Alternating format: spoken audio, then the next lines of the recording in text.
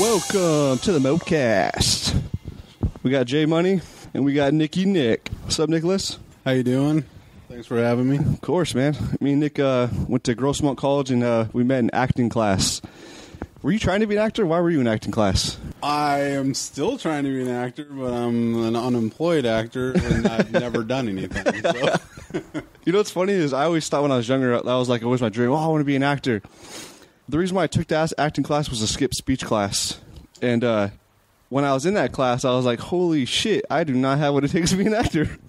There were some fucking good people in that class. There were some awful people in that class.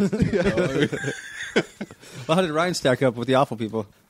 He was up there. I thought we did pretty good though towards the end. Oh, for the final project, just even towards the end. I thought we started doing pretty good. Yeah, we got into the groove of things. A little bit more comfortable being in front of people. There was one kid, every time he did a skit, he'd be like, oh, here goes fucking Keanu Reeves. Got the same role every time. Is that the guy secretly videotaped so I could watch it in the parking lot? I think so, yeah. Okay. Yeah. I don't even remember his name to not say it. I hate that how you always get, like, even in that class, you'll get stereotyped for parts. Yeah, I'm usually the fat guy. So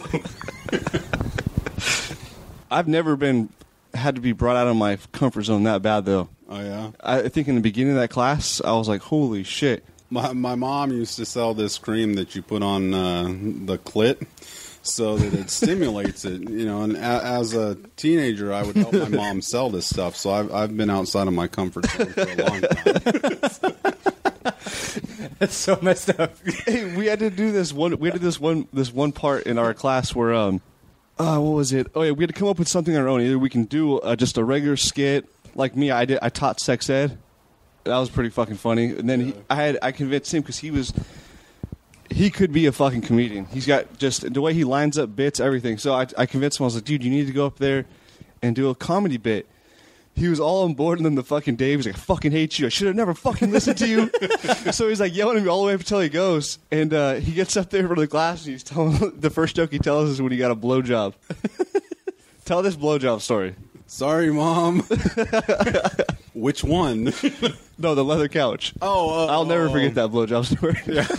All it is if you're going to be in that situation, don't be naked on a leather couch, because if you happen to fart, you know, all the buildup of the gas only has one way to go, and it kind of lifts up your nuts like a garage door. You know, just It's like lets it out like that. So, you know, that's the story.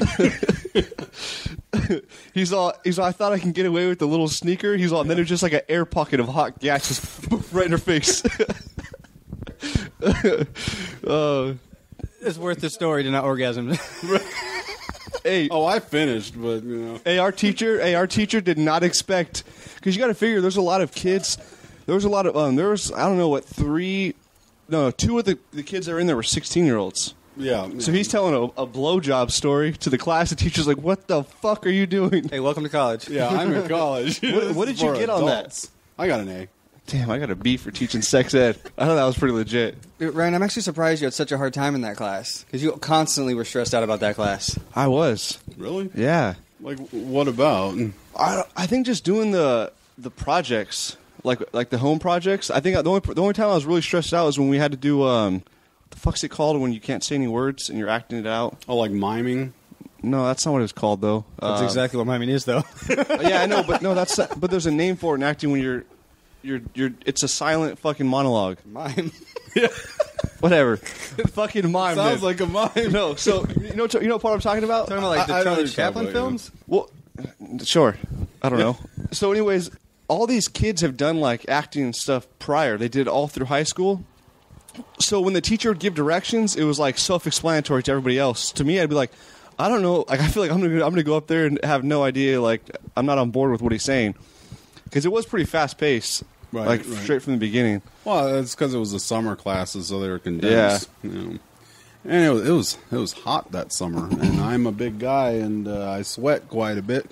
So every day I was having to, drench myself. Oh, I just got done running a lap. We had to do this one where you got a person hiding behind the curtain, and then there's somebody behind you. They're working your arms, and you're the one you have to do all your own facial expressions, but you don't use your hands or anything. So I got Nick's like. And he's voicing for me, so I'm up there in front of the class. He's like, "Yeah, check out my bulging biceps." So the guy behind me's got to look. He's all, "You ladies want to see my stomach?" And then he's just fucking me the entire time I'm working out. Well, I've never had abs like and then he's that. And then he's like, I imagine that's what I would do. I'll never forget. He's like, "I know I look like a dumb jock, but I'm not." And that was back when you were in the gym too. Yeah, not anymore. Fucking kids. You're still very attractive. It's that baby. Thank you, Nicholas. Me, I have not aged that well. Besides the gray hair, you're looking good, man. You look the same. Well, thanks. I wasn't happy with myself then either. So. It's all uphill, right? So before we started, we're talking about your aviation career. I would like to know how the fuck you ever became a mechanic. How did you pass anything when you didn't know how to work on shit? It's the military. Yeah. Is the Air Force that bad? 'Cause I remember you told me you'd get like you could wake up late. Oh yeah, I mean it's a lot more laid back than the other branches are. For me, I was on my way home from college, and I knew that I'd failed the test because I had no idea what was even in the course content because I was working at Blockbuster, and that took my priorities because that was more important. And on my way home, I'm like, well, what am I going to do with my life? Because obviously college is not for me. And then I see the recruiter station. I'm like, fuck it. I'm going to join the military. So I drive up there, and the Marine recruiter comes out. He's like, hey, you want to do some pull-ups? I'm like, fuck no. And then just keep walking on past him. You want to do some what? Pull-ups. Oh, okay. Yeah. So I'm like, no. What about me? Says that I want to do pull-ups, I go to the Navy guy, and they wine and dine me, give me all the stuff. And I'm like, I really don't want to be on a boat for 6 months at a time. My family was all Navy. They were gone. And I'm like, no, that's not for me. So it's like, Army. I'm going to go in the Army, Bad idea. I go over there, I go down and do the ASVAB with them. They promise me any job that I want. So I'm like, okay, cool. They take me out for barbecue, wine and dine me there too. That's when they really needed people, huh? Yeah. Because it was right after 9/11. Now it's like, I'm not taking you out to eat. Yeah. You fuck, just join the Army. Yeah, you can either sign up and get the paycheck or not. So you guys probably joined at the same time then. Yeah, I joined like October before 9/11. Or wait, not October. That's not right. But it was like 2 months before 9/11 when I joined the Army. Oh, yeah. Mine, I signed up around December, but I was on that delayed entry program. Yeah, me too. Because I signed up in August or September, or August, and then fucking July, I think it was when I left out the next year. Oh, yeah. So you signed up right before 9/11, or? It was right before, because I remember Did you my mom reconsider? was... Fuck no. My mom was super gung-ho about me joining the military because I was just a fucking pothead. Yeah. And then as soon as 9/11 happened, you can't go! No! You're going to die in war! Right. I'm like, I already signed up. Who cares? So then what happened? I go there, and I'm like, you know what? I got to at least talk to the Air Force guy. So I finally go over there, and he's in civilian clothes. He's got his feet up on the desk. And I'm like, that's mine. That's where I want to be. So I go in there, and he takes me down to MEPS. You piece of shit, you joined the laziest branch. Absolutely. Absolutely. Every other branch hates the Air Force. Yeah. No, I know. Everyone talks about they get... And he even... First one, he's like, dude, if they're too mean to you, you get to pull a card. The stress card. Yeah. Well, put it this way: when an Air Force guy has to stay on an Army base, they get paid for it Yeah. because it's not to their quality of living. That's right. That's right. That's the way I like it. Some bullshit. Yeah, I mean, it's everybody's got their own jobs, you know. You go out and do your army thing. I go fly somewhere and then go to the bar and then go back to my nice hotel room, you know. But when the It's just a higher testing, right? Air Force. well, you got to get like a 40 or something to get like the basic job. So it is higher than the other branches, at least at the time. I don't know what it is now. When I got there, the Army told me I could work on satellites, do all sorts of cool stuff. And then the Air Force guy goes, well, you can either be like a plumber or, you know, on the shit, water, and trash team, you know. And I'm like, you know, I'm reconsidering, you know. I kind of want a computer job. This is not for me. So on my way home from MEPS, my recruiter calls me, goes, hey, I got a computer job. It's aerospace maintenance apprentice. All right. Sounds really cool. I like that. Yeah, working with spaceships, right? But no, that is not what that meant. And he knew it because he was one of them. But he's like, you go out, you look at the plane, and if there's something wrong, you go in and you know, type it up on a computer. So I'm like, yeah, I can do that. And that's no big deal. So I get to my tech school. And they've got these trainers all set up, and there's like big tires and wrenches. I'm like, what the fuck do I need a wrench for? I've only ever needed at least a screwdriver, you know? And they're like, what do you think you're doing? I'm like, I look at the plane and then go in and like do data entry. No, you're an aircraft mechanic. And the only reason I scored high enough on the ASVAB scored for to be a mechanic was because they have these stupid questions. It was like blank pinion steering. Well, I'm not a mechanic, but I've seen Toyota commercials, and it'll be like racket pinion steering. So I checked that box, you know. So I scored super high on the maintenance scale, and I scored higher on maintenance than I did on computers. It was awful. Also because you were using simple logic. Yeah, I mean, you know, putting things that I've heard before. You know, my dad, he was a car mechanic, but I always kind of didn't want to do that. I'm with you on that. Yeah, Fuck working on cars. I was the one that didn't want grease under my nails. You know, I mean. And then, yeah, long story short, I was an aircraft mechanic, but for all my friends, they know I was not very good at it. I don't know how the Air Force's training is, but the Army's training for your job is terrible. I was so scared when I got to my unit because I was like, I told my first supervisor right away, I was like, I don't know how to do anything. I was so scared. I was like, I don't know my job. Like, I don't know what you expect from me, but I don't know anything. Right. He's like, nobody ever does. This is when you learn. So I can only imagine. Ours is pretty, you know, for the most part, for most airplanes, you look at the book and it'll even tell you which direction to turn the screwdriver. So, I mean, it's not super hard. I mean, a monkey could literally go in there and do this. And I'm sorry to all my friends that are still doing this job.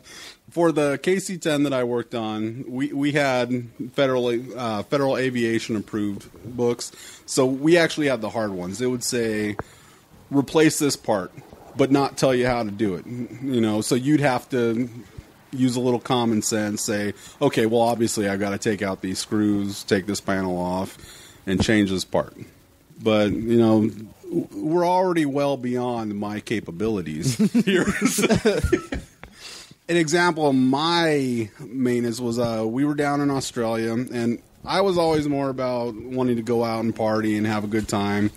So we get down there, and I do this quick little run around the plane. I'm like, oh yeah, everything looks good. It's not leaking, you know. Tires are all connected. Yeah, I'm gonna beat the damn crew to the hotel so that I can go get changed, start drinking, do whatever. And the next day we come out to the plane, and you know, I'm doing my actual walk around that I was supposed to do when I got off the plane. And the flight engineer comes over to me and goes, hey, Sergeant Frisbee, what's that thing up there on top of the plane? I'm like, that's nothing, you know. I knew about it. It's a quick, easy fix. I tell the other guy, I'm like, go get a fucking ladder. Let's find out what that is. So I get up there, and there is a piece of the slat, which is the top of the airplane. It's the little cover that keeps the ice out. And it's just mangled to shit. And I'm like, oh, God, you know, this is the stuff that gets you grounded so you can't fly, you know, because if it's broken, it's fine. But you're supposed to break that day. That way, you know, you're not wasting taxpayer dollars. You're not breaking for no reason. So I'm like, I'm thinking, I'm like, okay, go get me roll of duct tape. I did. I'm like, get me some tape, get me a pair of dikes, and a hammer. No shit. This is what I asked him. This is this guy's first trip. Okay. So he goes and gets me the parts like he goes, but there's no tape. So I'm like, okay. Go ask the Australians if you can borrow some of their speed tape, is what we call it, you know. And he goes off and gets it. I'm up there with the dikes. I'm just like trying to snap off this piece of the plane, you know? And the flight engineer's walking around, and then to get the little part that's sticking up, I'm just beating the hell out of it with the hammer. And imagine trying to be this fucking pilot. Like, what the fuck is he doing up there? Yeah, give me a sledgehammer. This isn't big enough. I don't know if I would have flown on a plane that I saw somebody do that on, but you know, I'm pretty good at telling people, "Oh no, this is how we do it," you know. So my guy finally comes back with some tape, and he's like, "They didn't have any speed tape; they have go fast tape." I'm like, "Okay, go fast tape, whatever," you know. So I'm like, "This is fucking duct tape. This is not go fast tape," you know. So I'm out there, you know, applying this duct tape, and the flight engineer goes, "Is that going to stay on for flight?" I'm like, "Absolutely." You know, of course this is. I just picture him going around the plane, you know, just like taking one. Yeah, it's not a great thing to do. There's like tape coming down the windows. If there's one thing the military taught me, it's how to bullshit and pretend to be confident. That's right. Yeah, I didn't know what I was doing, but I wasn't going to let the pilots know that I didn't know what I was doing. But even my guy is like, "Is that really going to hold?" I'm like, "It's going to hold long enough for us to take off and get the hell out." So of you here. were like the lead. Oh, I was the lead guy. How did you become the lead? Just over time, or just? Yeah, over time. There's only a small amount of people that would be in the flying crew chief program. So I started out as an assistant flying crew chief, but I did like a long hiatus on. I was the training monitor for a little while because that seemed a lot easier than working on planes. You know? So you trained instead. I actually just sat in an office, let other people go do their training, and then they'd bring me these certificates, and I'd just punch it into the computer. Oh my god. That was a computer job to me, so I was doing what I enlisted for. You know? A little bit of data entry. That's right. Yeah, you just go and get signed off on certain tasks and, you know, work your way up. But for some of the people that have been there for a while, they're like, "Oh, you've been here for, you know, like 3-4 years. You know how to do this stuff. Why didn't you get signed off before?" I'm like, "I don't know." So they sign it, and I sign it that I'm good with it. And my boss of the flying program, he said, "For all the stuff that you don't know, you'll learn it by hook or by crook." Is that the way you want to be trained? To sign off that a plane is okay to fly up in the air? Oh my god. The military way, though. That's fucking terrifying. So after you duct taped this fucking whatever it was, what happened then? Well, it takes off, and upon takeoff, I don't even know if we actually got off the ground yet. The tape's gone. But we're up in the air, we're safe, and then... Yeah, okay. safe-ish, you know. So we fly to Hawaii, and then... Fix it there? Nope. Reapply some tape, and then go on home with it, you know. Oh my god. Yeah, we get out there, and I turn in my tools. I'm leaving, and I get a call when I'm on my way home. "Hey, you need to come and fill out this this FOD paperwork. It's for foreign object damage, you know, and because you're missing part of the slat." I'm like, "Oh, it's not missing. It's up in the crew chief box. Just open it up, and it's in there." They're like, "When did it come off?" Australia? 2,000 miles ago? I don't know. Yeah.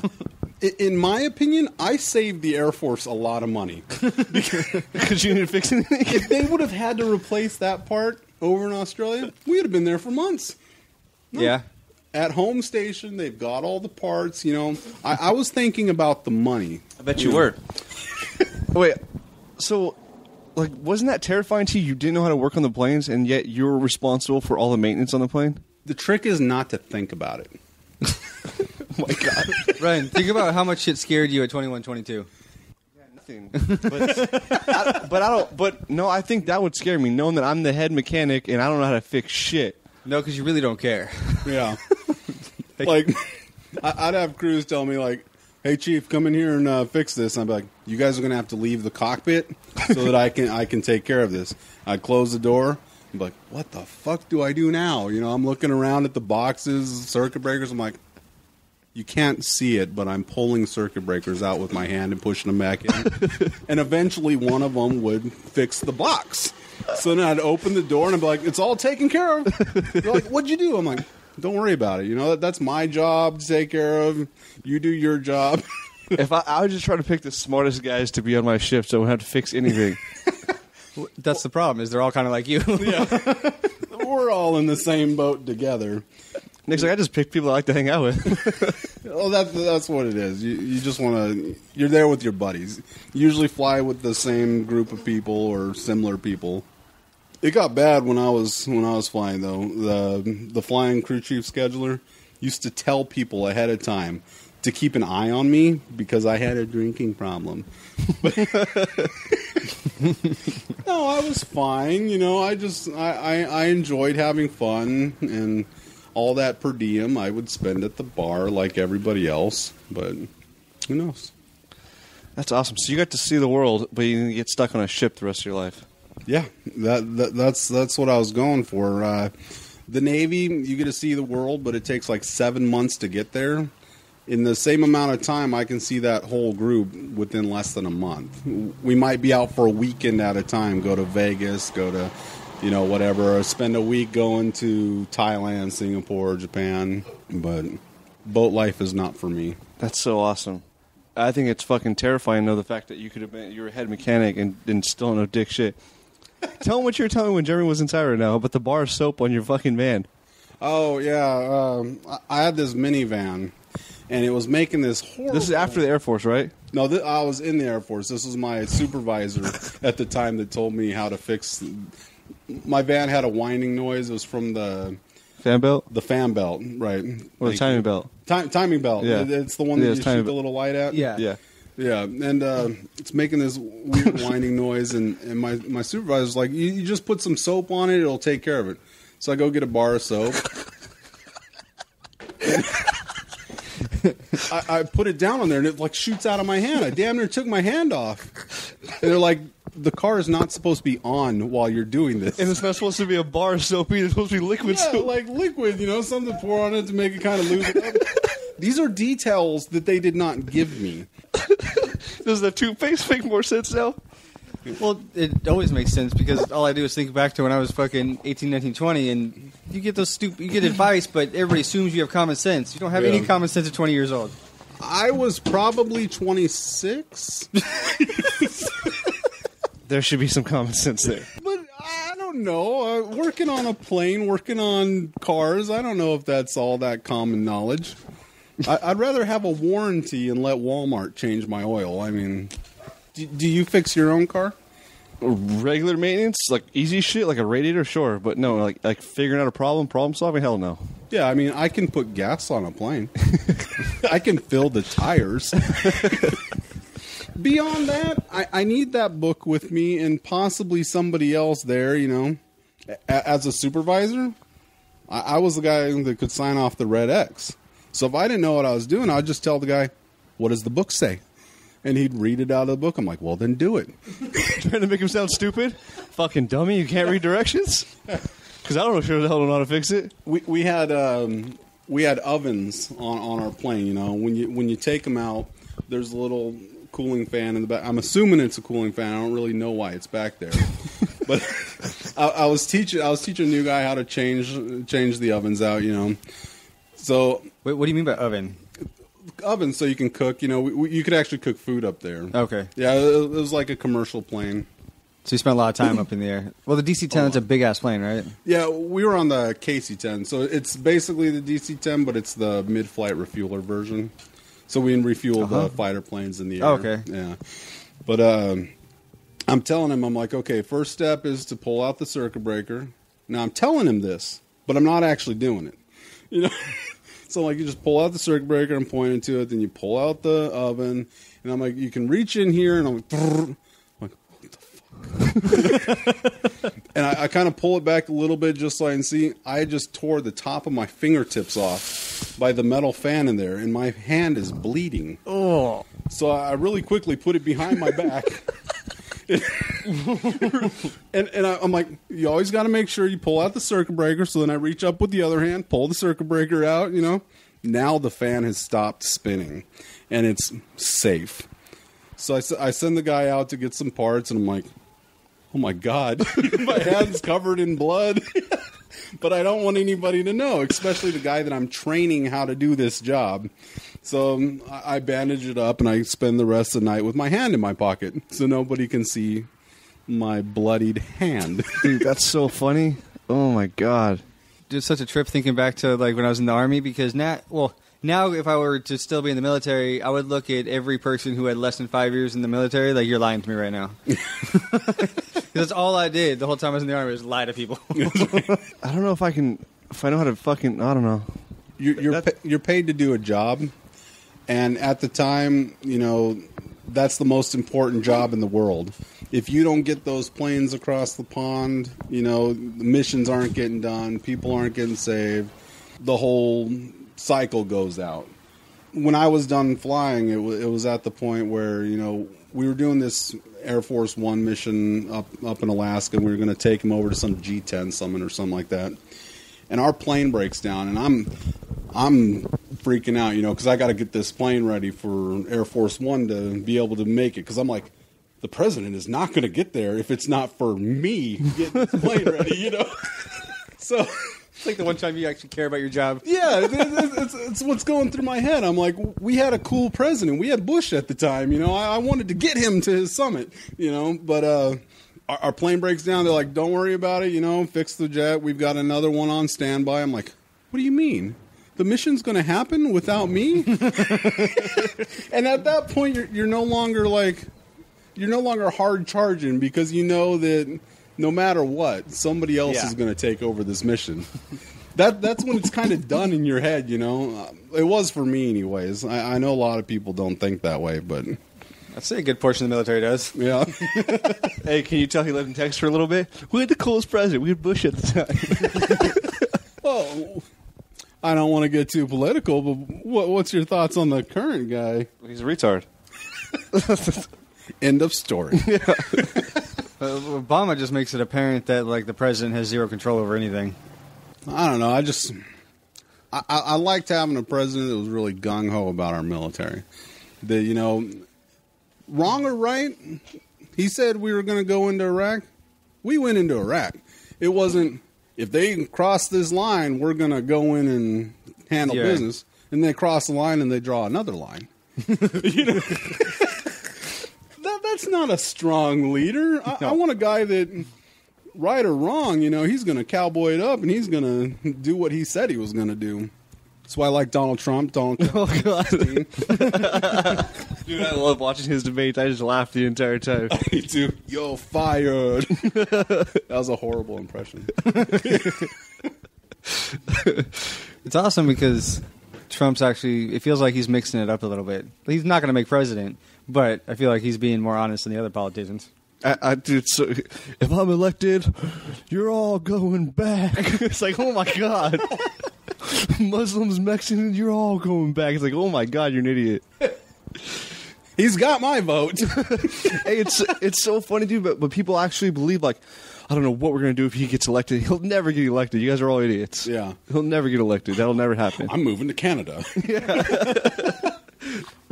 I loved Canada, but I'm staying here in sunny California. Have you been to Canada? Oh, yeah. I took my wife up to Vancouver. Canada is beautiful. People are nice. That French Canadian accent, I love. And in fact, my wife hates it because every time I talk about Canada, I talk about our little waitress that was there. She had the most gorgeous French Canadian accent, and it just drove me nuts. Isn't it amazing when a woman has an accent? Like, she can be, like, you'd rate her like a 5 or 6 over here. When she has an accent, like, she's a 9. Yeah, even if she's retarded. I don't even know how to do an accent that sounds retarded, so I can't set an example for that. I partied with some Australians Friday. One of my next door neighbors, his friends are in a band, and when you're hanging out with someone from another country, you realize how much of an asshole Americans are. Dude, it's ridiculous. Not me. Yeah, I'm awesome. No, just the way they look at everything, just the way they treat you, don't even know you, and they want to be your best friend. It's just really weird. Well, that's because we saved their asses in World War II. Oh, God. Thank you. Thank you. Let's add to the list of countries that we saved at that point, so they can kiss my ass if they think we're assholes. No, I'm saying that Americans are assholes. When you meet foreigners, I don't know. In Arabic countries? I've met some there, and I don't know if I would call Americans assholes. Yeah, that's a different story. I was at a Starbucks, and I see one of those, a Starbucks over in the Middle East, just to clarify. There's a girl in one of those, I think it's called a burqa. You know, all you can see is her eyes. Yeah. And it's my first time over there, and let's backtrack. Honestly, I thought when I went to the Middle East that it was going to be like Aladdin. I was expecting like bazaars and shit, and I'm with you. Through. Yeah, I'm with you. I wasn't expecting skyscrapers and 5-story malls, but we're at the Starbucks, and all I do is I kind of like lock eyes with this girl in the burqa, and then I kind of look a little bit to the right, and her husband's staring at me like he's going to kill me because I looked at her eyes. I'm like, there's nothing else to look at. Your face is covered. Yeah, the rest is a blanket. I'm sorry. The rest is a blanket. What do you expect at this point? We're not the only country that has assholes in it. Yeah, that's true. I feel weird, though, because some people will talk to someone with an accent louder and clearer because they'll understand you better. Right. I find myself doing that, and I feel like a fucking douchebag for it. I'm like, that's not going to help them understand me. Do you understand me? Dude, it's so fucking weird, though. Everyone does that. Yeah. If I speak louder and clearer, they'll definitely understand what I'm saying, even though they don't speak my language. Well, maybe they know like a little bit of English, because they all watch our shows and they listen to our music from the 80s, so there's got to be some kind of translation over there, right? Such an American way of thinking. They've got it. We have such an amazing culture over here. They've got to listen to our shit and watch our shit. You go to any club and they're playing like hits from the Bee Gees, stuff from a long time ago. In 10 years, they'll make it to the 90s. 10 years after that, they'll make it up to the 2000s, and then yeah, just because I know a couple Mexican songs doesn't mean I know fucking Spanish. Oh, I know how to live in La Vida Loca. That's living the crazy life. Thank you. See, you pick things up, so I'm sure if they said live in La Vida Loca, loud and slow, I would be like, oh, he wants me to live the crazy life, It makes sense. The logic is there. There's a guy I work with. Every Mexican or Spanish person that comes in that has a little bit of an accent, this guy is old and white as shit. He speaks to them in English, but with a Mexican accent. Oh, dude, I've heard him do that. It's so funny. I know exactly what you're talking about. It's so racist. But let's clarify, we're not racist. We're just observing things. Yeah. It's so funny because, he'll start talking to them, and you can see, their eyes, roll back in their head, and he continues to do it, and it's like, you're not speaking Spanish. You're speaking English with a Mexican accent. Hey, what is it with people, just because they think they're with, for instance, my chick's Mexican, but people are like, I'm not fucking racist. I'm dating a Mexican. It's like, that doesn't mean you're not racist. My wife is half Asian, so I can't be racist against Asians. I live with one. I follow that logic, too. That's retarded. That's not retarded. No, it's not. How can you be Does racist? that mean I'm racist because I'm with a white chick? Well, I would say yes. I don't agree with that logic at all. I don't agree with that logic at all. I think that's the dumbest thing. Okay, well, can you truly be racist if you love somebody of that culture? Sure. But you're obviously not hating that entire group, Exactly. which is being racist, right? But as I'm saying, I think everyone hates every race, or prejudice against every race. Hold on, but White you said people, your wife is half. What if you just hated the half? yeah. Oh, every now and then I'm pissed at the Asian side, and then, when she's driving, and then I get pissed at the German side when she's yelling at me. Because Germans are kind of angry when they're talking. Yeah, no, I think it's dumb because, like, for me, I'm prejudiced against white. I'm prejudiced against Mexican. Like, I think everyone's prejudiced in some sort. So for me to be like, oh, I'm not prejudiced against that race. I'm dating a Mexican. I'm prejudiced against gangster clothes. I don't care who's wearing them. If you're walking towards me, I'm going somewhere else. It doesn't matter, if it's one white guy dressed like that, I'm like, this could be sketchy. 2 or 3, I don't care if he's white, black, Mexican, Asian. I'm going the fucking other way, Honey, cross the street. Cross the street now. There's 4 Asians over there. Yeah. I mean, they could be part of the Yakuza, they're mafia over there. Japan. Yeah. Japanese, too. Yeah. God, I do the same thing, especially as I've gotten older. I keep fucking just more of a pussy. I'm like, God, it's so much easier just to avoid confrontation. I just don't care anymore. Yeah. I don't want to get punched. That hurts. So much more now. If there's a concrete, like, I can know for sure that if I'm going to get in a fight, he's not going to hit me. I'm not going to get hurt in any way, shape, or form, then maybe, yeah, I'll fight you. If it's a guy in a wheelchair, I'm going to beat the shit out of you. And then I'm going to run up the stairs or something. But I am not going to get in a fight with someone, especially teenagers. They are mean, and I do not want to get sued for hitting them. God. I always trip out, like, with my boys now when they're in high school, because if you get in a fight at school now, you get a fine. Oh, yeah? Yeah. Thank you, California. Oh, yeah. Because that started like my sophomore year in high school. Fucking nuts. Because along with fighting, they also did that for ditching too. Like, I don't know how it works now, but when I was in high school, if you got caught ditching, if the police caught you ditching, you'd get a ticket and your parents would get fined. Yeah, only if the police, but if the security guards caught you, it's no big deal. Because I got caught ditching. Well, that's what I mean. Like, they'd have to get the police involved to get fined. The police fine you because they got to process paperwork. That's why. Before they passed whatever set of laws or whatever, it wasn't like that. You just get caught ditching, you might get in trouble for it, but you're not getting your parents don't have to go to court for it. Yeah. Yeah, which is retarded. If I have to go to court for my daughter, that's just going to put me in a whole world of pissed off. And now I'm going to have to deal with child protective services on top of it. Because I'm getting my money's worth out of, I'm going to spank her. I'm going to get that $12-15 back, whatever it costs. She's 11 now, and I don't spank her, just to clarify. Your wife leaves you and she uses the podcast against you? Yeah. He said on the podcast he spanks his daughter. He's going to beat $12 out of her. You're like, that's a half of a SWAT. Yeah, I mean, full one's at least $20. Right? It's crazy, dude. Everyone has a video camera on them nowadays. You're out in public, fucking... Yeah, I don't really get the idea of constantly videotaping yourself or taking pictures of yourself or videotaping others. I mean, I'm completely ashamed with the way that I look. So if I take a picture, I'm taking at least 10 of the same one to make sure that I don't look fat. I want it at the right angle where the shadow's not pushing on my double chin. It's got to be perfect. But I also don't want people to see me doing this. This is something... I grew up being ashamed of your body. And these kids love themselves. I know you take plenty of pictures of yourself. Fuck no, I don't. Shirt off. Oh, God. I've seen your Facebook. I have no pictures of my shirt off.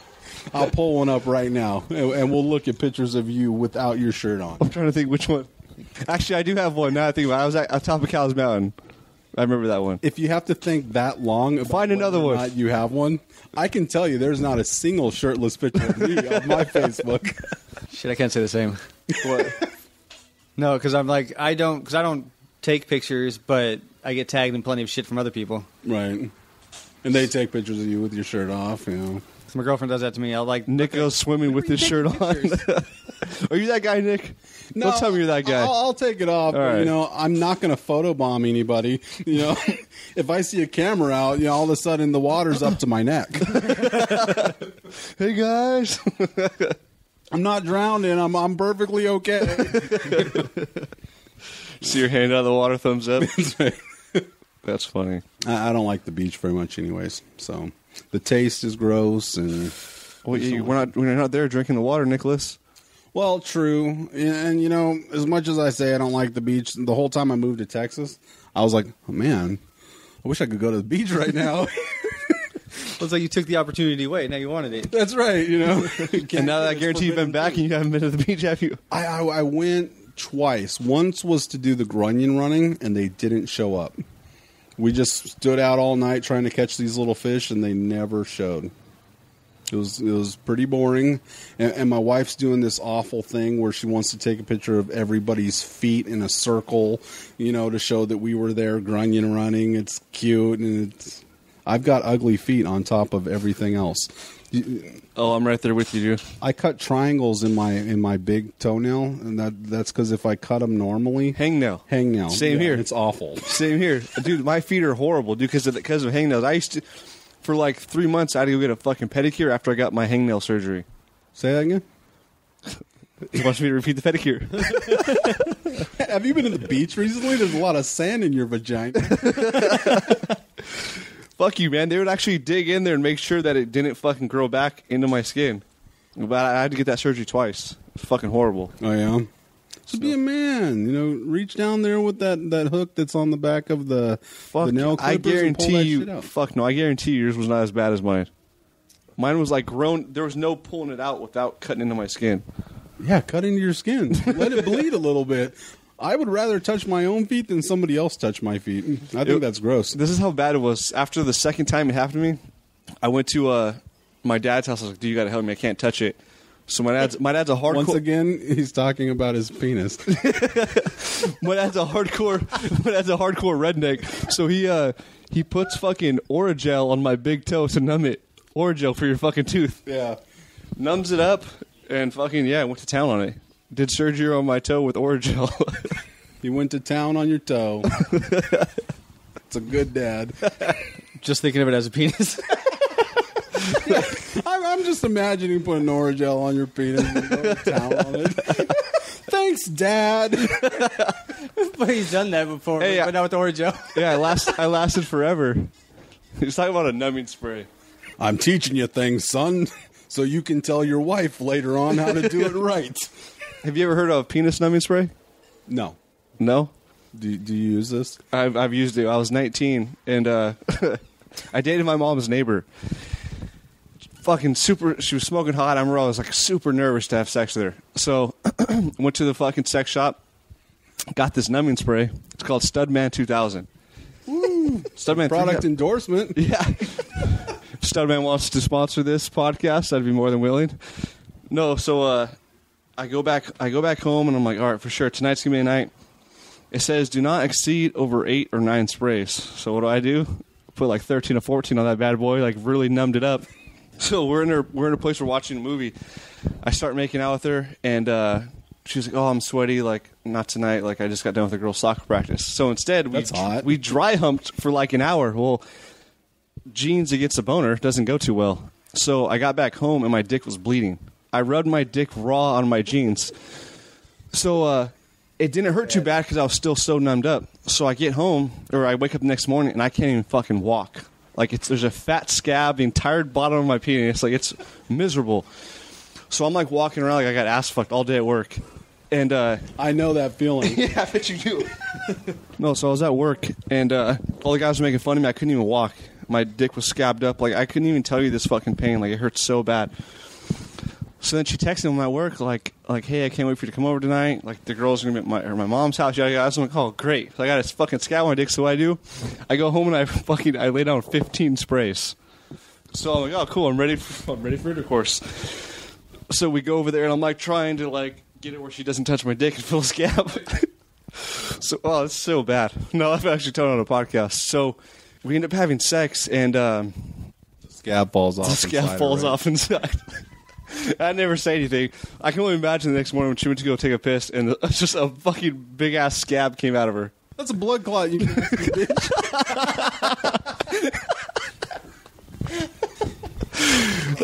So that was my numbing spray. Steadman. So if you ever want to go all night, just use numbing spray. Who wants to go all night? I just want to knock it out, be done. Well, you're married. Yeah, I'm talking about these guys that are fucking in new relationships. Oh yeah, I mean, I really enjoy mine, without going into details. But still, I don't want to last for hours. That's her problem at that point. I think that's actually the guy's problem. You can't get if it takes longer than 30 minutes for you to get your chick off, then you're doing something wrong. That's what you say. No, because it could be on them too. Well, I'm glad I've never been with one of those. So, well, you were with the lady that had a scab in her vagina. Your sex stories are not that great. Well, let me pause real quick. All right. Should we change subjects now? No, I don't give a shit. No, my chick knows about that story. She's made fun of me about it. I couldn't be with a chick that I couldn't be totally honest with. Right. Yeah, I think Jasmine knows all my embarrassing stories. Do you still use the numbing spray? No. Actually, though, I got my buddy on it. I told my buddy about it, and he fucking was buying it by the box. You can order it. Gummy bear. You can order it. You can order it on Amazon. Get his name out. I don't give a shit. It's sad though because anyone that's listening to the podcast know who Gummy bear is now. But Gummy bear. He was buying it by the box on Amazon.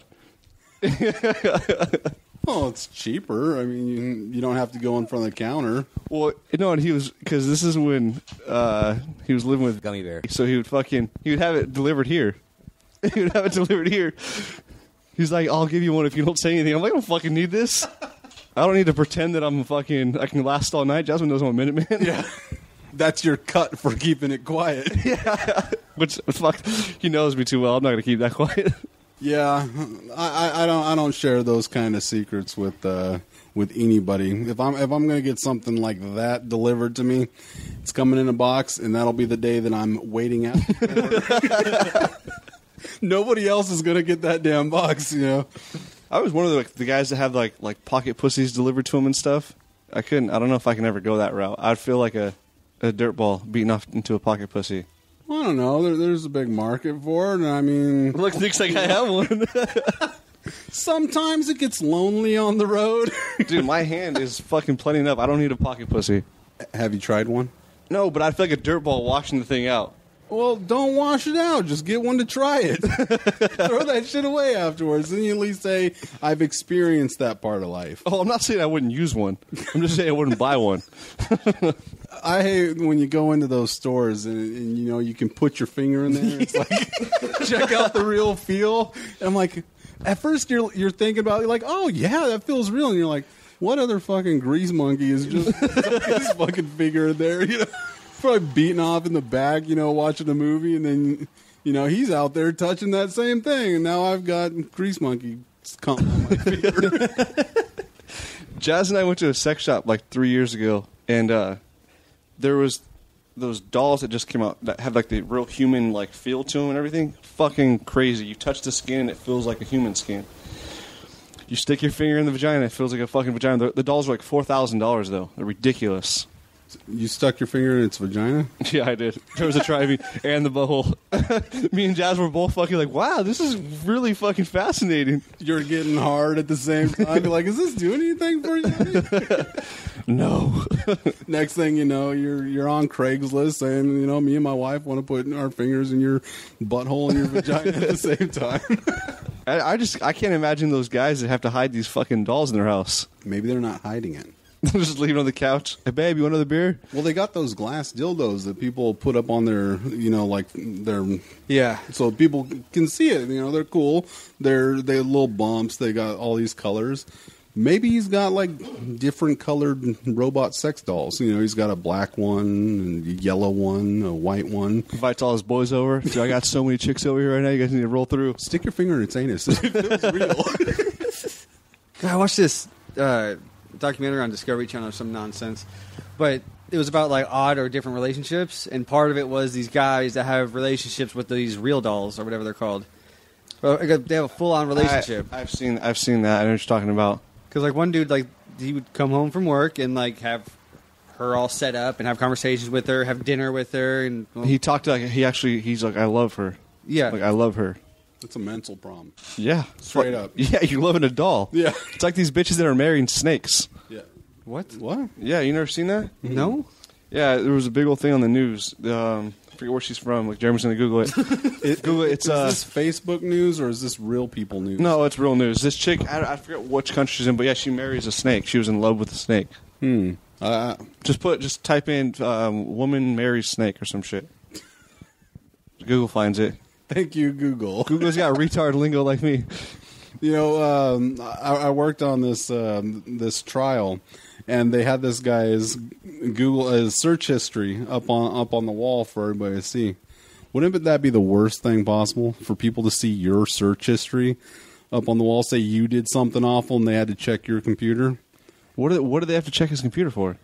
They were finding out if he searched for certain things related to the case, related to the victim. But it was like victim's name, then Hayden Pantier, victim's name, victim. That's the girl from Heroes, the little cheerleader. Yeah. So now you've got all these people that you were going after, and the cheerleader from. That was a Harley. Keep going. Yeah. But you've got all these people you were going after, and then you've got everybody knows that you're checking out this teenage girl on the internet. Why else are you looking for this girl? You're not trying to save the cheerleader, okay? But imagine your search history or my search history. If I see something dirty on TV and they say something and I don't know what it is, I'm Googling it to find out. So if my search history was up there, it'd be like, what's the weather today? What's a dirty Sanchez? And then it turns out to be something completely awful. Yeah. It makes me look like a pervert, and I'm just trying to educate myself. Yeah, no, definitely. my search history would be fucking weird Yeah. because I Google everything. I think everyone's search history would be weird, though. That's anyone that judges off search history. But yeah, having it in a courtroom and you're sitting there like, oh, God, and everybody knows who you are. It was televised, and the TV camera turns and looks at the search history. So now the TV camera, everybody in the world is. Was that able when you to were a see. computer tech? Is that what you had to pull up? Yeah, down in Texas. I didn't do it. My boss did it on his. I won't go into the details of his job, but Yeah. but I don't know. It would just drive me nuts. God, I smoke so much weed. Oh, sorry, I smoke a lot of weed. Okay. But I Google shit all the time when I'm high, so I can only imagine having to explain some of my searches. Right. Whoa. Like, how do I explain my high brain to you? Right. What's the sound vibrators make in space? Nothing. If nobody's there to hear it, did you find the snake? I can find an article from 2006 where an Indian woman married a snake, It was a while ago, yeah. but it was one person. You said you made it sound like all these women were doing it. No, like you can find like There's a large group of You can people. find like people marry other shit like dogs. Like there's weird shit that goes But that's on. not what you said. All right. Fuck you, dude. All right. There was a woman once who married a snake, and you fucking found it. All right. There's thousands of people marrying their snakes. It's a pandemic. Nick, go home. That's what I felt like right now. Like, damn, women marry snakes? No. All right. Fine. I read an article once where one woman married a snake. Fucking assholes. That's why I hate Google. I read an article where a guy died when a horse had sex with him because when it blew its load, it killed him because there was too much pressure. And you can look that up. It was in Washington State. Really? Washington State, it was because for up until I think recently, it was legal to have sex with animals. In Washington? Yeah.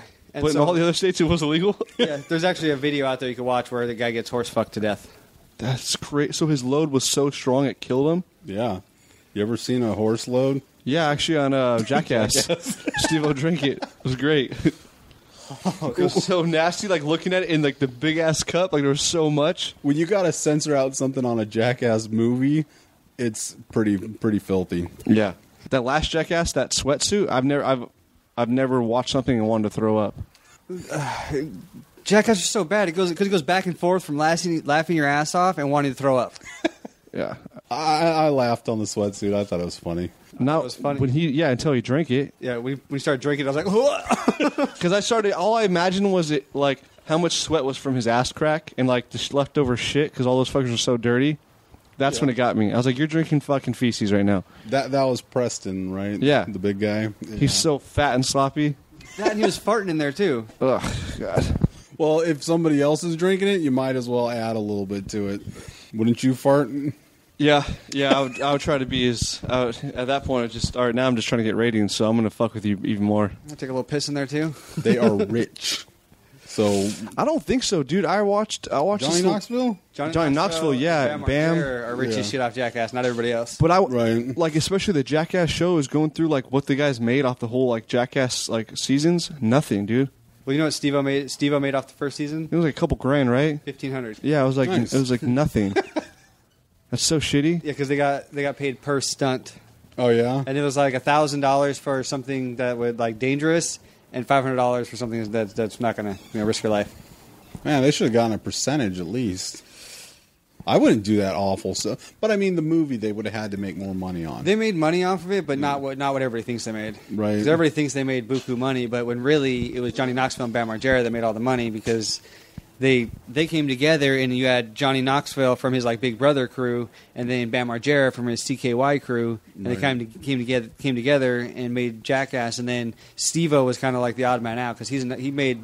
From what I understand, he made a lot of money, but not as much as like Bam. He made more than the other guys, but not as much as Bam or Johnny Knoxville. Right. Well, look at Steve now. He's going off filming shit on his own, still trying to make money.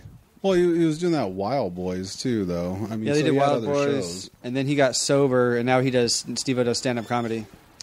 Yeah, that's not something I want to go see. I've heard other comedians talk about Steve-O. They say he's really good. Oh, yeah? Yeah. Yeah, it's because he does a lot of stunts on stage, though, too. He did, but they actually say it's not just his stunts. He's actually funny. Yeah. I don't know. I just don't think I could pay for it. You know, if Yeah, I pay don't for know a if I would comedy, either. would If he do was in town, like going to pay to watch him, yeah, I don't think I would either. it. Maybe a Groupon. You know, I get free emails all the time from comedy clubs. Yeah. So I'd do one of those. Right. I'll go if I only have to pay for a drink. But I'm not paying big bucks to Steve-O. You ever wanted to try that out? Doing comedy? Oh, I thought you Doing meant open like mic the night? Jackass No. Doing open mic nights or anything? No, not at all. Really? Dude, the way you deliver shit is so on cue. Yeah, I just don't have a constant stream of conscious. You know, so I'd be going from one thing to another, and then, I don't know, the stage fright might kick in and forget. Well, like for Key instance, dude, points. when he did that, when I had him do the comedy bit in the acting class, we had a 2-day notice before he did that. Yeah. Well, really, it was a day notice. Yeah, I mean, Because figure we didn't get out of class until like 9:30, 10. He went to bed that night, so you had one day to think of stuff. right. Well, we've got, honestly, that was all just kind of off the top of my head when I walked in there. I didn't really plan ahead I know you for didn't, it. because you were freaking the fuck out. You're like, fuck, like I should have been more prepared. You're like, you laughed at my fucking jokes doesn't mean anybody else is going to. He was all pissed. Yeah, what one person or two people think is funny is not what a large group think. Because some people are going to hear that the balls lifting up and fart coming out at the girl, and they're going to be like, "That's fucking gross." There was this chick in our class. She was 16, and remember she lied to everybody. Said she was 21. Yeah, She was 16 years old. Lied to everyone that she was 21. A lot of the guys were like digging her in the class.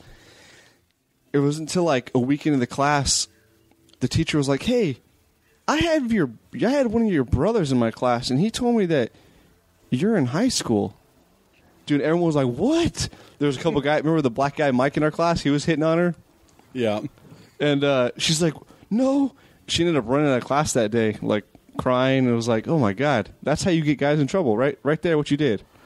Yeah, lying about it. Because, I mean, who's really checking IDs ahead of time? I know you're supposed to make sure they're old enough, but I mean, Realistically, yeah. If a chick tells you her age, you don't assume otherwise. yeah, or if they're in a bar with you, you're assuming they at least got in. They should be legal at some point. It's such a fucking wild subject, dude. It's so crazy. Because figure like that college class, I would have thought at least 18. I don't think of when I was in high school. I would have never thought to take a college course ever. No. So that doesn't even cross my head that there could be a high school student here. That never crossed my mind. It's so terrifying because, like, how many IDs are you going to check when your dick's hard? Right. Well, then check this out. So the guy Mike, I thought he was a pretty good actor. He's very good. Yeah. I actually worked on him with some other projects. Really? Mm-hmm. Did you guys take another acting class together? No, I was up in L.A. Oh, okay. We worked on, I don't know what the title of it was, but it was in like a horror movie. And he had a knife, and there was this Asian girl that was all tied up. It was kind of cool. I know he did a Pepsi commercial, he was telling me. I had his number for a while. Yeah, he did a Pepsi commercial. He sent me like a little like clip to it or something. That's cool. Yeah.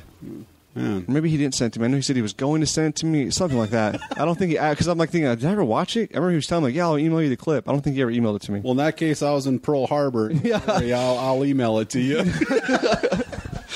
I'm trying to think now. I'm like, yeah, he never emailed it to me. I remember he was telling me, yeah, I'll email it to you. But yeah, well, he said he was in the Pepsi commercial. I don't know how legit it was. But I mean, he didn't seem like a bullshitter. I don't really. No, he was a really good guy. Yeah, I liked him. But he was like hitting on her. He thought she was overage. Well, he ended up having to do a sex scene with her in the class. Remember that?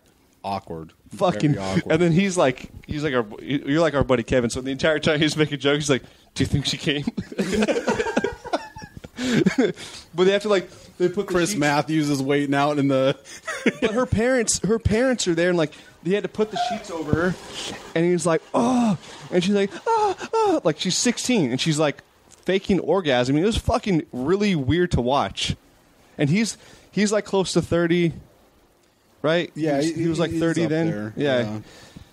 It was just fucking really weird to watch. It was funny though. He was like so advanced to be in that class. Every project we did, he like fucking outdid everybody by 10. Yeah. Remember that lowrider? You had to do. There was the silent monologue, and the Charlie Chaplin film that you were talking about earlier. He did one where you were in a. You could totally tell he was in the car. Then he did like he got out of the car. He was in the club, like he was dancing, drinking. He was buying. You can just totally tell exactly what he was doing. He got in the car, and then you could tell. It's like, oh fuck, I'm getting pulled over. And it was like doing the DUI. It was legit. Him getting taken in handcuffs. It was a legit fucking monologue. It made me realize like I'm not an actor. Ryan was so good at retelling that, it was like we were there. Like I could really see this black guy getting out of this imaginary car. That's not Kevin. You're an asshole, Nick. I'm just being observant, Fuck you, man. I don't know how to go into detail on that. It's hard to go in detail on that without actually having a physical description. Yeah, dude, because I can sit there and be like, oh, yeah, he acted out fucking him being pulled over in a DUI situation, but unless you were there, I could have never done what he did. I know. I saw what you did. It was nowhere near as good. Fuck you. You did even worse than me. I know. I was awful. Hey, actually, I got an A on mine. What'd you get? I got an A in the class overall, so that's all that matters. Yeah, I got an A too. The only thing that I fucked up on, you're supposed to do a silent monologue. I thought in my head, like, oh, yeah, I'll put on my shoes. But putting on my shoes took like fucking 45 seconds. Because I was getting ready to go on a first date. So yours was terrible. I was standing in the mirror. Mine was good, besides me putting on my shoes. Remember, because I remember that one specifically because you called me like daily about that because you were so stressed out about it. Yeah. The hardest thing in life is putting on your shoes. It took 45 seconds to put on your shoes. What's sad too is it was like awesome fucking shoes. What's sad too is like fucking a 3-minute monologue, so half of it was people putting on shoes. Well, how many fucking laces you got there? They were dress shoes, man. I had to really squeeze into them. Oh yeah, you can get the horn out, put it in there, prep it. Oh, good times. You know what's funny is Nick's talking over here like he was a good actor. When we did our final fucking project at the end, if it wasn't for people like, hey, you guys have to like act right, we just sat there and read lines to each other. And that's what we were planning on doing for the project. It wasn't until people were like, no, you're supposed to like walk around, you're supposed to like be creative. Me and him stood like we'd ask people like, hey, can you watch our skit and tell if it's good or not? Like, this is fucking terrible. You guys are fucking horrible actors. Who's on first? Yeah. Yeah, I mean, we actually had the roles reversed, remember? I was the guy. It was the guy. I was the guy who was supposed to be like trying to play this pimp. But remember, you played the guy at first, and they're like, these roles need to be reversed. You're like, why can't I play the guy that gets a chick? Yeah. Okay, I get it. I'm being typecasted. I understand. Fat guys get chicks too. Dude, I don't know. Me personally, I would never take because the next acting class up from that, you had to act. You had to basically audition to get into the class. Which I thought was pretty cool. Just put your shoes on. You are in. Oh, man. 45 seconds of miming. Well, I see you didn't fucking audition for the class, dickhead. Yeah, because I went to Cuyamaca after that. I left I left Grossmont. Just went to the beginning class over there again. Yeah. No, I switched to business major. I went in and I was like, what am I closest to graduating? Because I had gone to college for way too long. And they're like, well, small business and entrepreneurial management. I'm like, okay, I'll do that one. And then I went there. So how'd you get a job in computer and working on computers? Because I'm really good at computers. And I should have been in computers the whole time. All self-taught, thank you. Or you just went to the Air Force and learned how to be a bullshitter? I think I knew a little bit before I went in, but the Air Force did enhance it quite a bit. But no, I'm really, really crazy good at computers. Can I give you my laptop? No. Can you clear some shit up for me? Not at all. Yeah, what am I clearing off of there? No, I don't know. Dirty I just searches? need some porn cleared off there. As soon as my fucking my virus software kicked out, like literally a day later, I got a fucking virus. Why didn't you renew it? Because I can't even fucking like open my computer. Like I power it on and it shuts off. Did you plug it in? So you're calling the cable company? Is it plugged in? I fucking Is the TV plugged in? dude, I fucking can't stand that. Yes, I mean I understand it because there are some fucking retards out there. There are. Yeah. When you hear that, you're like, yes, it's my TV is plugged in. You never want to assume skill levels when you're working with somebody in anything you do. Like, I've been called to go work on a computer, and they told me that there's this weird message on their screen. You know, they don't know how to get off. It won't do anything. So I'm like, okay. I come in, and I'm like, it cannot be that simple. And I push the power on the computer. It turns on. Oh, the monitor was on and the CPU was off? That's right. That's right. How this did can you? go one of two ways. You can pay me $20 for turning on this power, and I tell everybody. Or you pay me $100 and I say it was something else. I made $100 that day. So it's funny because most monitors have that like lost signal. Right? Dude, that's so bad. Well, there's people that never turn off their computer. You know, Yeah. At work they just come in, it's on, that's it. So I don't know, maybe there was like a security update or something and reset and it didn't come back up. But All I have to say is just to give you an idea of how lazy Nick is, Nick kept going to school so he didn't have to get a job, so he just kept getting paid from the military. oh, A lot of people like that. yeah. What's the workforce participation, like 30% in this country? And most people are going to school or maybe not even doing that and getting paid just to stay home. Good old welfare system. Yeah. But I was making $2,499 a month from the GI Bill, tax-free, to go to school. I'd be stupid not to use it. And I'd be stupid to go there and, have to pay for it myself. Sit there in class not getting paid. Very true. Taking out loans. Yeah. I owe nobody nothing except for Victoria's Secret, Best Buy. I don't have student loans. I have just a lot of dumb shit. That's right.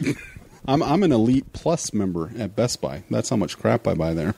Hey, you took lighting in school, right, for acting? Mm-hmm. Never wanted to portray that? I worked on Pursue a film with my friend Jonas up in L.A. I was a production assistant, which means that all the crap jobs that nobody else wants to do, you get to do. Did it pay decent? No, I was an intern, so I drove up there on my own dime, fed myself, and then worked on this thing for 14 hours a day for 2 weeks and didn't get paid. Wow. But the majority of the jobs up there when you're starting out, you don't get paid for. It's just like music when you're starting out. Yeah. You're doing it for free. You're doing it for the love of music and the hope of getting a job later on. No, I don't know. Having kids, that just seems fucking impossible doing that 14 hours a day. How fucking pissed was your wife? Not at all. Not at all. Because it happened to fall on a break between classes. So I was still getting money from the GI Bill. So I was getting paid for being up there. I just wasn't getting paid by them. Yeah. And I now have my name in the credits of a movie, and I'm on IMDb. I'm going to look you up as soon as you leave here. Don't worry, Nick. You'll get famous from the podcast. We'll make sure your IMDb is on there. Everybody can check it out. I don't even think my picture's on there because you have to pay extra to get your picture. Pay to be on IMDb? There's an IMDb Pro, and you can add stuff and edit it, but no, for one film that I was not even in, I'm not going to pay for that. I'll pay for it after this podcast, This is the start of a successful career right here. When we were in our acting class, there was this fucking little weird kid. This kid was the type of kid where, like, literally, it was terrible. Like, he was the kid that you fucking we feared, like, bringing again to school. That little weird blonde kid. Remember I had to do a project with him, and he was, like, yelling at me the entire time? The kid was, like, 16. Oh, yeah. He would tell the teacher, he's not doing it right. I was like, oh, my God.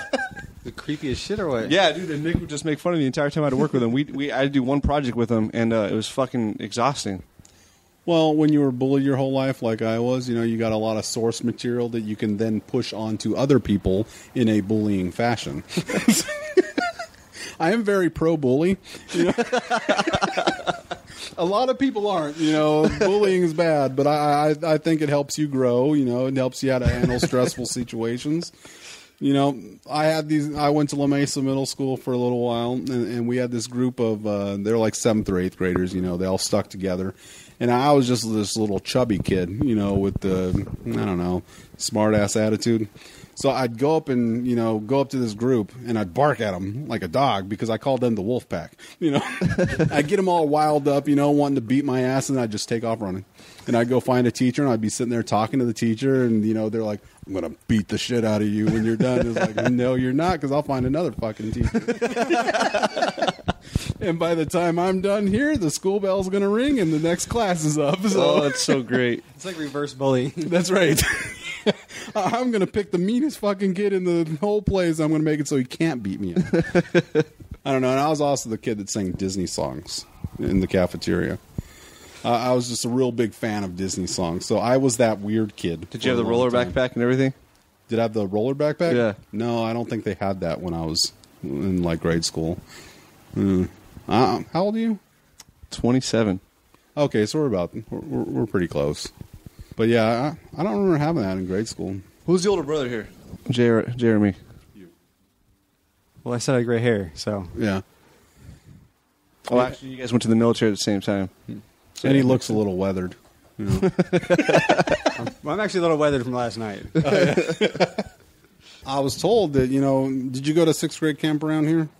No, we're from San Bernardino area. Oh, that's right. Well, when you're out here, you go up to the Cuyamaca area, and you have 6th grade camp up there. And they tell you, don't eat these mushrooms because they're poisonous. Well, it turns out they're not poisonous. They're probably the same kind that you took last night. Really? Yeah, so if all these little camp kids wanted to get poisoned, they'd actually be doing magic mushrooms. So just go up to the Cuyamaca area if you ever want to look for some. I saw it on the internet, so it must be true. Yeah. What kind of mushrooms can you actually eat that'll just... Psilocybin is the main ones, like the ones I ate last night. Then there's another type that's supposed to make you hallucinate. I forget the name of it. I'd be so fucking paranoid eating a fucking mushroom without knowing it, without an expert there. Yeah, I found a big pile of cow shit. There's some mushrooms in there. Whether or not they're going to get me high, something in there is going to get me high. Oh, God. I don't know. Sick for a few weeks, maybe. Yeah. Or dead. Possibly. Yeah. I don't know. Well, even people that have studied mushrooms, even like on those survival shows, they're like, I think this is this kind of mushroom, but I'm not 100% sure. Because everything looks similar. Yeah, I'm not going to fucking trust. Hell no. Well, that's why this shit needs to be legalized, so I'm not buying it from a drug dealer who I have no idea where they got it from. Are you a libertarian? In a way, yeah. Do you like Rand Paul? I don't really know much about him. I don't follow politics that much. Okay, good. But my views tend to fall in like the libertarian. Right. Legalize everything. Yeah. Well, Nick has so much to say right now. He's like, okay, legalize everything. Okay. I'm setting this guy up. I'm going to tear him down. Which is not going to bother me. But no, I'm with you. No, you're not. No, I'm not. Not at all. I just don't see the point in fucking. There's certain things that shouldn't be illegal. Like why is marijuana illegal? It's not going away. Same thing. Like why is alcohol illegal? Marijuana illegal? Why is murdering illegal? It's not going away. People are still going to murder people. Yeah, but I'm not hurting anybody. That's true. Well, committing suicide is legal. You're only hurting yourself. That should be legalized. Yeah. Well, they were just signing something about the compassionate care. The California or the governor just signed that. I haven't read about it yet. I just heard somebody talk about it. Yeah, I just read the headlines. I've gotten really lazy about reading news. I'm with you. Fuck. There's so much bullshit now. Like, I'll get halfway through an article and be like, "Well, this article is bullshit." Yeah, and the ones you click on Facebook, halfway down there's all those ads that have nothing to do with it. I get so angry. You get halfway through the article, like, where's the rest of the article? Click here to continue reading. I just want to know what's going on. But are you done pissing? Yes. Okay. I was holding that for so long. So why are you against that? Total legalization? No, I don't agree with total legalization either. But Of what? of just Drugs. Are you against legalization of pot? Once it's legal, I'm not against it. But while it's illegal, I'm against it. Well, For medical purposes, it's fine as long as you're complying with state laws. I don't think growing it, especially 99 plants for one person, really, who are you making it for? You need what? I don't know, 1 or 2 plants maybe to get I you don't through? smoke pot. Yeah. I don't know how long 1 or 2 plants would last. One plant will get you about an ounce. But if I remember right, the one plant's about an ounce. But I believe in San Diego, you're only allowed to have 7 plants. 7 plants? 6 or 7, something like that. I think it's all of San Diego County, too. I thought it was 12. Each city's different. I forget what the state requirement is. Because one of my, I'm not gonna say it, Baby J, he said 12. That's what his card said. I read about this recently because I was like, just thought I might try to grow something, but I'm too fucking lazy to attempt that. So it's way easier just to buy it. Yeah, I'm not a botanist. So I started doing research, and I was like, this is a lot of fucking work. Right. Hey, so I don't get it. What do you mean that you're against it now? That's illegal. Because I'm against illegal things. Like, I don't know. Anything that can get you in trouble federally, mess with your federal benefits like the VA and whatnot. Because they can stop giving you prescription medications, the VA, if you're busted for drug possession and stuff like that, or with it in your system. But I don't know if it's so legal that ton of marijuana that they found in that hole recently down there, down by the border, Otay. Probably a tunnel or something. What? Yeah. Why did the DEA seize it if it's legal here in California? Because it's federally illegal. Yeah. And I don't want to go to jail for something like that. If you use it for your own personal use, that's fine. I don't care about that. But I think growing it in large quantities. Oh yeah, of course. Yeah. Well, there's no point if you're just doing it for yourself. Why would you need so much weed? Yeah, and if you're getting the medical excuse, I realize there are people that it actually helps. But if you go in there and say, "I fucking stubbed my toe, I need to smoke pot," to That's make Jeremy. that feel better. Well, he got pancreatitis almost a year ago now, Oh, so yeah? he can't drink. So that's basically like, yeah, I have pancreatitis. I need something else to remain not sober. Right. Well, I mean, that's a valid excuse. It is not, when I look at the sun, I get headaches. I need some pot so I can stay indoors and not look at the sun and, get fat eating all these foods. I don't know. I get where you're coming from. Why is alcohol legal and pot's not? Because I've done way more stupid shit on alcohol than I've ever done on smoking pot. Well, I've probably almost killed myself several times, drunk as shit, and I can get as high as I want to, and the worst that's going to happen is I'm not going to get off the couch. The worst that's going to happen is something's not going to get done, to where if I get drunk, I don't know, I cause a lot of drama when I drink. Yeah, but there are people that do get off the couch, though, and they go racing down the roads, and, I mean, it's... I'm sorry, it's very rare if you're smoking, you're high as shit, you want to be racing anywhere. There are people that drive in their Yeah, I'm not gonna cars say there's when not, when they're smoking pot. But it's more likely someone that's been drinking than someone's been smoking pot that wants to be racing on the road. Right. It's more likely for somebody that's not to kill somebody. But there are people out there that kill people, and that's still bad. Yeah, I'm not saying that's not, but we're talking about alcohol being legal and pot not being legal. And you're saying that... Yeah, I know. Because he's saying like driving high. Well, for me, like I don't see the difference in driving sober or driving high. I get more paranoid and scared when I'm high, so right. I drive slower and I'm more focused on what's around me. Right. I'm paranoid something's going to happen, so I'm like both hands on the wheel, staying in my lane. Right, but your paranoid driving is that. Can you compare? Has anybody else like followed behind you and said, "Okay, you're driving better than you did when you were sober," or are you just going off of your own instance? No, I drive with him all the time. I'd way rather drive with him stoned than when he was sober. When he's sober, dude, he drives like a fucking maniac. Oh yeah, he wants to he's the guy that's going 90 miles an hour down the freeway sober. I'm addicted to speed.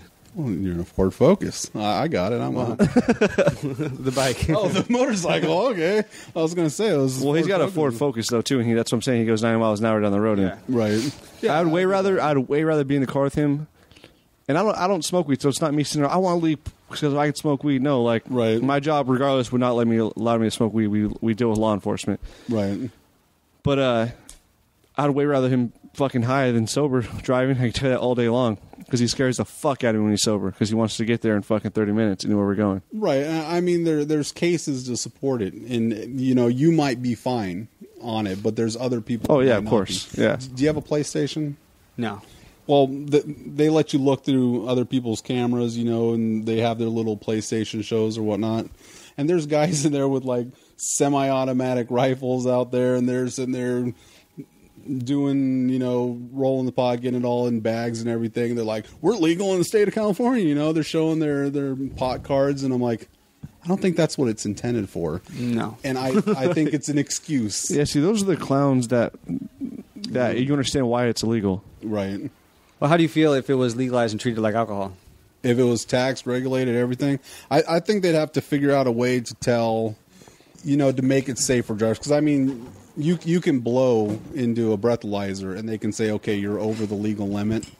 How do they know that you didn't smoke too much or eat too many edibles? And you know what I mean? That's the biggest argument against the... Well, not once it's the biggest argument, but that is an argument against the legalization because there's no way to tell how high you are right now. There's Right. nothing to prove. There's no breathalyzer test. There's no motor function test you can do. So I mean, I get it, but at the same time, I know. I mean, I've been pulled over drunk, pulled out of the car, everything. Not had to blow a breathalyzer and passed everything, even though I was drunk. Right. Well, I mean... So it's kind of the same thing on that aspect because I have had cops let me go and I was drunk as shit. Right. It's not a perfect system by any means, but... But I get it. They have a better way of testing for alcohol than they would for weed. Right. And, I mean, even right now with the medical marijuana, because it's federally illegal, you're not really protected. No. If you get busted, yeah, the state cops might say, okay, you got the card, that's fine. DEA decides to pull you over, or for some reason maybe they raid a dispensary when you're in there. Well, now you broke federal law, and you're going to jail thinking, whoa, wait a second, I thought I was doing everything legal by the books here in California. I think the majority of people going and getting these cards do not know that it is federally illegal, and that they are still breaking the law. No, but I think people more or less have a view like me to where, I mean, if the DEA did anything to me, what are they really going to do to me? Send you to jail. For how long? Well, 1 day is too much for me. I feel I'd be raped at that point. Because I never carry very much on me. I always have like a little bit. Like I never even buy a lot. I always keep a little bit on me because I don't see the point in hoarding weed when I can go down the street to another weed store and buy more. Right. Like, keep signing up for new ones so you can get the free edible or whatever. I do think the system is a joke to how it's operated. There's no regulation to it at all. I mean, literally anybody can go in there. When my mom, when she first found out she had cancer, she was weak at the time, so she couldn't walk up the stairs. She called them, made them come downstairs to her car, didn't show them any paperwork of her having cancer. They gave her the card and everything right then and there in her car.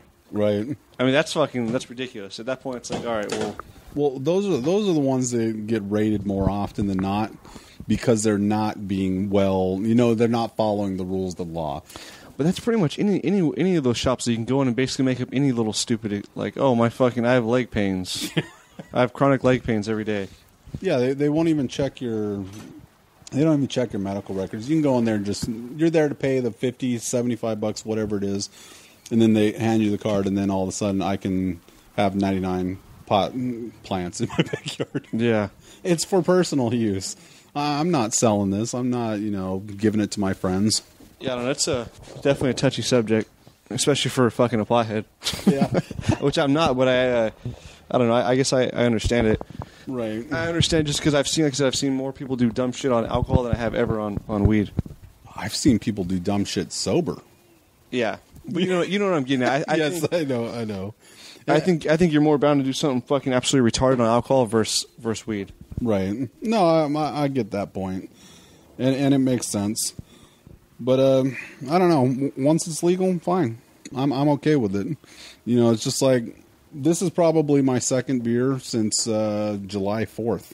I'm not a big drinker anymore, but I'm not going to say that because I don't drink very much that you can't drink very much. Yeah. I just say if It's legal, it's legal. That's right. Yeah. If prohibition started tomorrow, it would not break my heart. Yeah. You know? And then all of a sudden, I'd probably be against alcohol.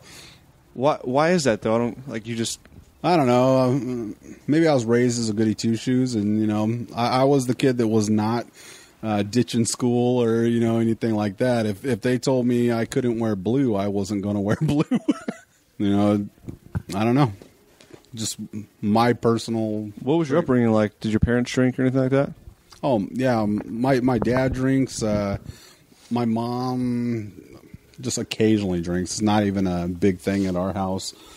I don't know. It's never been a problem for anybody. And I drank like a fish when I was in the military. You know, everywhere I'd go, the first thing I'd do is hit the bar, get drunk. I think the military exploded my alcoholism. Yeah. I don't know where you guys went with the conversation, but No, he's just saying that he follows by the law very well. Like if something's illegal, then he thinks it should be illegal. If something's legal, then he thinks it should be legal. And I'm saying, why do you think that way? well, do you truly feel it should be illegal, or you just follow the law because it is illegal? I follow the law just because Okay. I don't really. Once it's legal, it's fine. I don't care. I have nothing against it itself. Yeah. You know, I have against people that are abusing the. If they're just getting these spot cards so that they can sell it, you know, have it for recreational purposes, go to Colorado. They legalized it completely over there. It's still legal federally, but you know, if you want complete pot whatever, you know, go to Colorado. Let them deal with it. But otherwise, stick by the law. Do it for the right reasons. The constipations, pancreatitis, whatever your medical condition is. Well, that's not a medical condition. What he's got. He should be smoking weed because of pancreatitis. That's just an I don't know what excuse. it is. It's inflammation of the pancreas, and it's brought on by heavy alcohol or heavy drinking. Oh, okay. So I pretty much my alcoholism caused the pancreatitis, and because of that, I can't drink anymore because now that I've damaged my pancreas, the next time I get drunk, the pancreatitis will either come back, or I'll just get drunk, or I'll die. Okay, I don't know which way I lean on that one. So and then there's no way to tell what's going to happen to me. So Right. my next time drinking could be my death. Well, he Okay. doesn't drink. Okay. He stopped drinking the day that he got pancreatitis. He stopped drinking. Well, damn, I don't really drink either. I only have these beers because of peer pressure. Oh no, he used to drink a fuck ton. That's why he got pancreatitis. Yeah, like I truly have alcoholism. Oh, yeah. We actually found out probably what caused it just recently. We were doing a podcast. He used to drink Everclear all the time. Oh, yeah. Like all the time. You know how on military bases, because in California you can't buy anything that's over 151, Right. But on military bases you can get 190 proof Everclear. Right. Federal property. It's so nuts. Yeah, I mean, I don't know. And I started drinking it around 18 because, you know, we'd fly overseas and it was legal to drink over there. So, you know, coming back to the States, it did kind of suck that they're like, well, you can drink over there, but not here. The nurse literally walked away from telling me I had pancreatitis, and Ryan took that picture. Perfect time for a selfie. Well, no, it's so funny because I was like, "What's wrong, man?" He's like, "I feel like I lost a really good friend right now." And I'm like, "Maybe you should stop drinking." No, I say that in here from the camera. Right. What are brothers for, man? Oh, really? He's all giggling. I was like, what the fuck, man? My pain. Yeah. I think at that point we'd been in the ER for like 4 hours. Longer than that. That was a long time. No, when they told me I had pancreatitis. Yeah, it was a while. Yeah, I was in the ER in Vegas. Yeah. And That's a good place for it, I guess. Oh wait, it's been a year. No, it's been 10 months. That was Oh December. yeah, it was December. Yeah, that's right. December 26th was the last time I drank. Yeah, I remember. Well, It was on technically- Christmas we left, right? Yeah, because we went to Vegas on the 25th, and then the 26th is when we had that day of drinking. and then that next 27th, I went to the hospital. When he drank fucking the Vegas club, yes. I guess technically my last drink was on the 27th because it's probably around like 2 a.m. on the 27th. But whatever, I hadn't had alcohol since. Do you miss it? A lot. Yeah. A lot. Can you tell you miss it? Yeah. It is weird though. My life has improved since I quit drinking. Right. It's just like I used it as a crutch for social situations. Like it helped me like open up and be able to talk to people because I get really quiet when there's a lot of people around. Right. My social anxiety goes way up, so it always helped with that. And so now I'm like learning the shit I should have learned as a kid on how to deal with social like interaction. Right. I can't just get drunk and act stupid. So I stay quiet a lot now. Yeah. Yeah, it's really like we had our buddy's engagement party last weekend, and he was like a mute, just sitting there, just like. I can get like that too, though. Like I'll just, if I'm in a surrounding with a whole bunch of new people, if I know one person, you know, I can kind of link onto them and then go from there. But if I'm kind of like in a new situation, maybe the bartender will talk to me.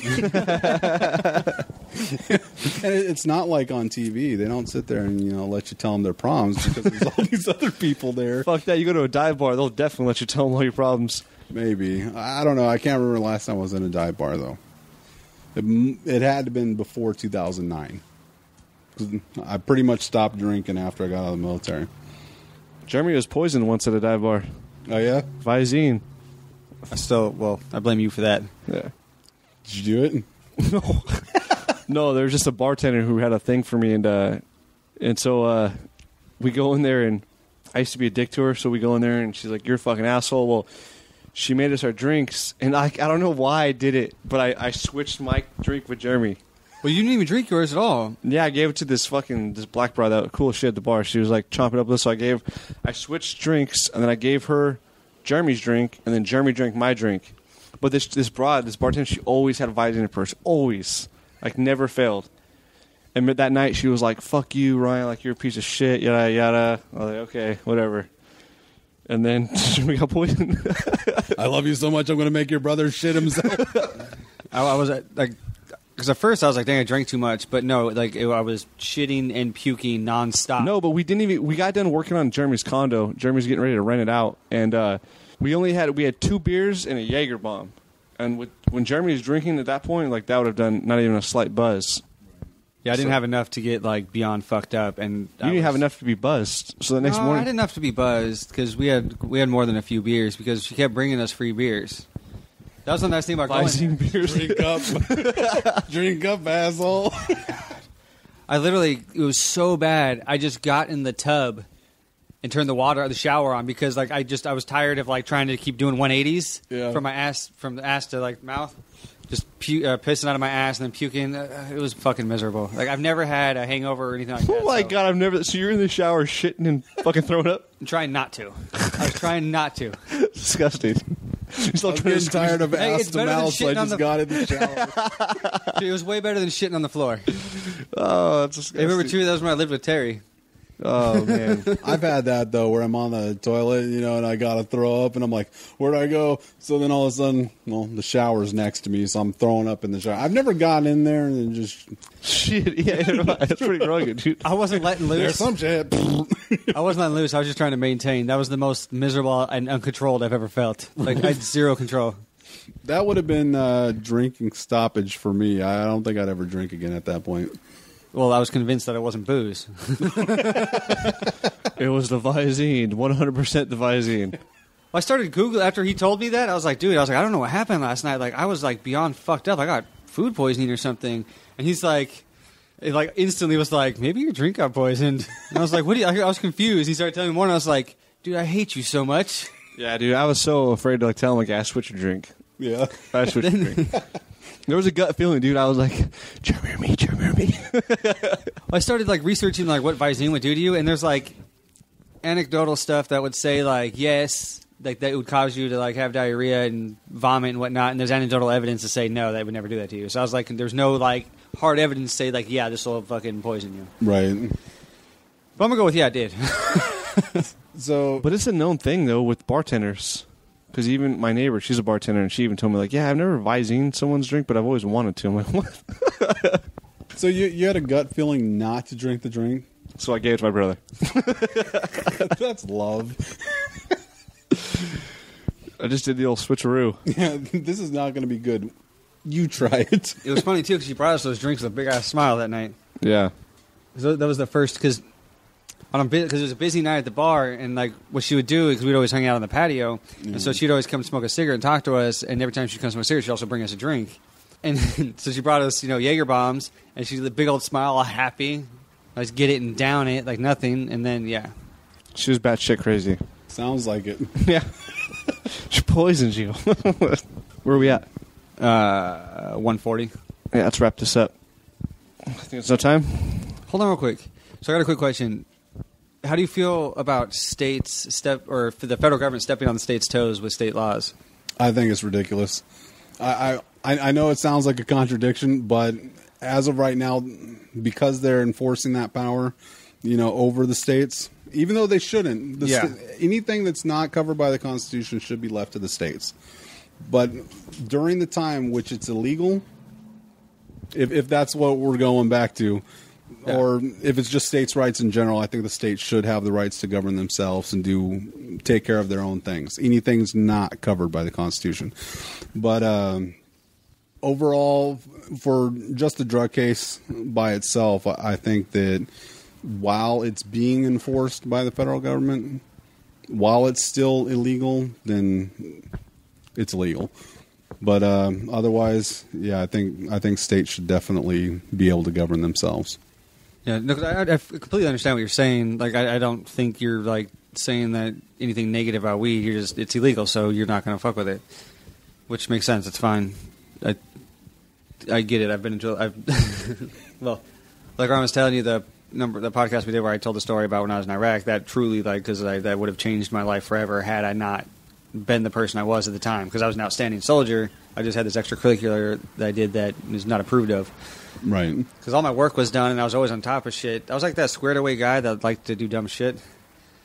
And my colonel loved me, and so he was pissed off at me when I got caught. But then at the end of everything, he kind of just gave me a feel good. Look at Nick, pro-Bush. You weren't a soldier, son. I tell you, a soldier, fixed airplanes. Like, if I go back to the way I was before I went to Iraq, like, I would look at myself like a giant piece of shit for what I did. I am. So, like, when I talk to other military guys, I know how they look at me, and it's like, I don't really care. Right. Because that's how I would look at myself if I didn't do what I did. Yeah. I mean, everybody makes mistakes. I mean, you're young and dumb, and you're in a situation that nobody can really prepare for. Well, it really scared me and put things into perspective for me. It was like after we got back from Iraq and I finally got my Article 15 and everything, I started looking at, like, the UCMJ and, like, what they would do had I got court-martialed and whatnot. And I was looking at, like, a minimum of, like, 10 years in jail for what I got caught for. And because it's all federal time when you're in the military. Right. And so I was like, well, shit, like, I could have potentially done, like, 15 to 20 years for what I got caught for. Like, that's insane. Like, so I get, like, for the most part, I follow the law nowadays. Right. And I mean, there are things that obviously nobody follows the law to the teeth. Yeah, that's. I speed, I jaywalk, There are things that I'm willing to take the responsibility for. If I get caught speeding, I'm going to pay that ticket.